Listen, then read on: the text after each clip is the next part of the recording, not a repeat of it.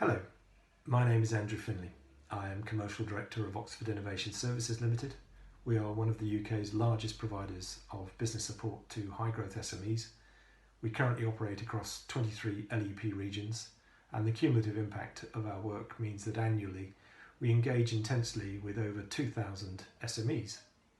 This gives us deep and meaningful insights into what makes them tick, what makes them successful, and what type of stimulus we can provide to help them along their pathway to growth.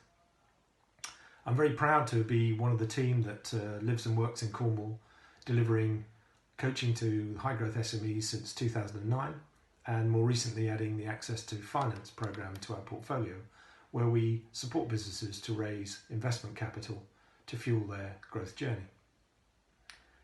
So in the context of the current crisis and thinking about the new normal, it's got me thinking about what I should talk about. And I'm mindful of conversations we've had internally and with policymakers and funders about how businesses like ours can support the critical recovery stage for those businesses that have been deeply affected by the COVID-19 crisis. Now clearly, by varying degrees, businesses will have had to scale back due to changes in demand, changes in supply, and just the economic disruption caused by this disease.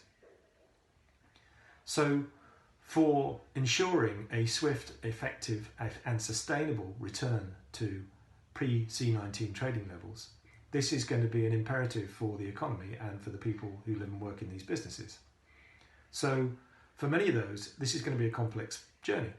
It will not simply be a question of retracing the steps from startup to the existing, as those businesses will now be at a scale where there is significant complexity in their business models, within their supply chains, within their sales channels, and within their markets, all of which will have been disrupted and may well have changed forever. For many businesses, their previous markets will not have an appetite for their products or services. They will need to think about how their existing products can serve different markets, or indeed how they can adapt and develop new products to serve the new emerging markets.